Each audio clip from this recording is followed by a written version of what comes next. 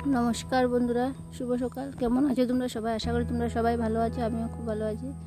দেখো সকালবেলা কিন্তু আকাশটা কিন্তু পুরো একদম নীল হয়ে আছে। আজকে বোঝা যাচ্ছে কিন্তু অনেকটাই রোদ্র উঠবে। তারপরে দেখো এখানে কলা গাছের পাতাগুলো কিন্তু কি সুন্দর লাগছে। আর কলা গাছে এই যে ফাঁকে ফাঁকে যে রোদ্রটা উঠছে আর কি, দেখা যাচ্ছে আর কি, দেখতে কিন্তু অনেকটাই ভালো লাগছে। তো আজকে গাছে কিন্তু অনেকটাই কিন্তু লাল জবা ফুল ফুটেছে, আর দেখতে একদম কি সুন্দর লাগছে আর কি দেখতে। আজকে যেহেতু আজকে তো সোমবার, শিব পূজা করবো, তার জন্য অনেকটা কিন্তু ফুলেরও দরকার, তাই গাছেও কিন্তু অনেকগুলো ফুলই ফুটেছে। এদিকে দেখো আমাদের গুলো কিন্তু এদিকে দাঁড়িয়ে দাঁড়িয়ে দেখছে আর কি রাস্তাটার দিকে।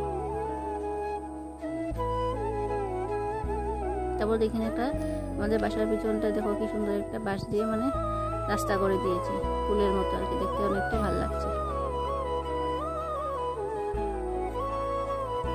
এদিকে ঝর্ণার মতো কিন্তু জলটা পড়ে যাচ্ছে।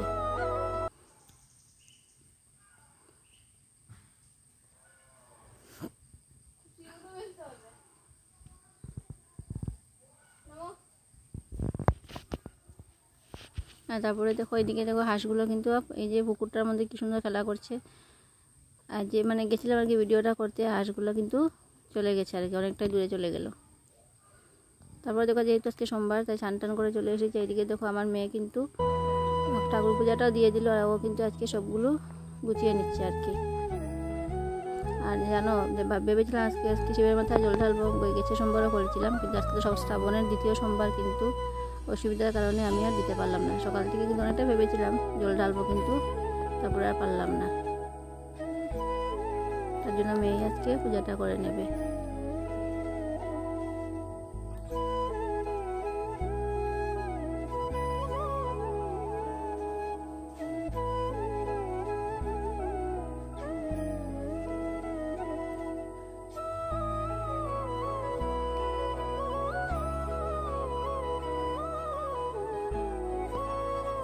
দেখো দেখো এদিকে ঘরের পূজাটাও দিয়ে দিয়েছে। এদিকে দেখো শিবের গাছের এখানে এসে কিন্তু জলটা ঢেলে দিচ্ছে।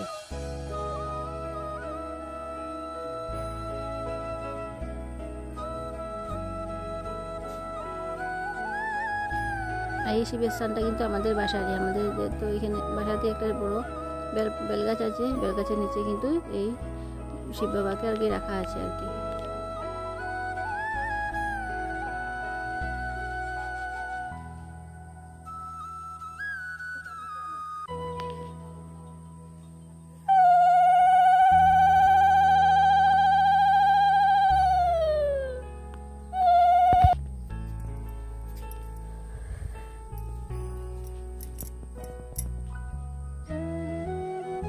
ও দেখো কিন্তু অনেকটা সুন্দর করে কিন্তু শিবকে জলটা দিয়ে দিচ্ছে। আর আমার না জন্য সর্দি লেগে গেছে, একটু জোর জোর ভাবও আছে, তাই জন্য যেমন নাকে অনেকটা কিন্তু সর্দি হয়ে গেছে।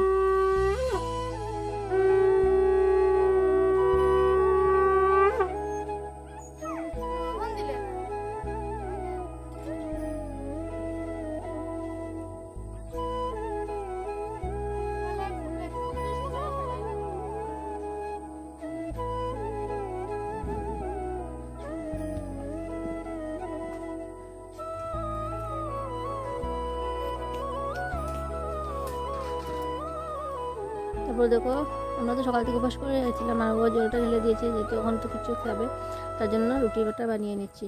কিন্তু আজকে তো একবেলা রুটিই খাবে, আর এখন প্রায় 10টা কি 10:30টার মতো বেজে গেছে, তার জন্য রুটিটা বানিয়ে দিচ্ছি। এখন রুটি দুধ খেয়ে নেবে, রাত্রেবেলায় এক সিদ্ধ ভাত খাবে আর কি।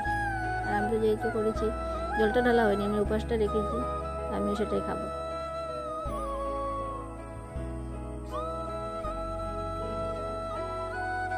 রুটিটা বানানোর জন্য এখানে আটাটা মেখে নিচ্ছি, এদিকে কিন্তু রান্নাটাও করে নেব। যাই হোক দেখো আটাটা আমার মাখা হয়ে গেছে। এখানে আমি দেখো এখন রুটিগুলো কিন্তু ভেজে নেব।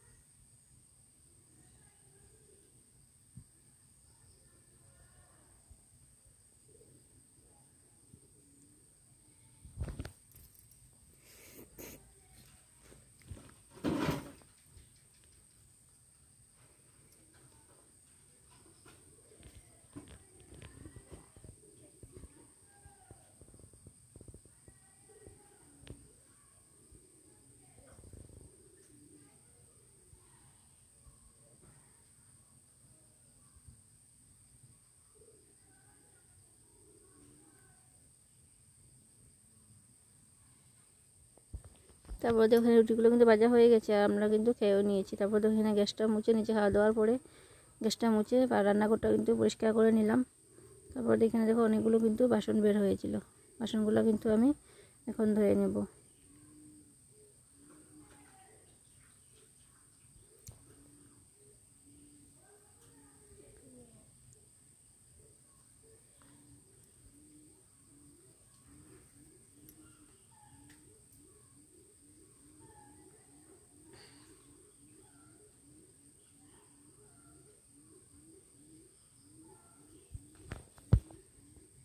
দিয়ে দেখো গ্যাসটা কিন্তু মোছা হয়ে গেছে। তারপরে দেখো এখানে আমি এখন টেবিলটাও মুছে নেব। আর বাসনগুলো যেহেতু পুকুর পাড়ে নিয়ে যেতে অনেকটা বাসন বের হয়েছে, তাই এখন বাসনগুলো আমি পুকুর পাড়ে নিয়ে যাব।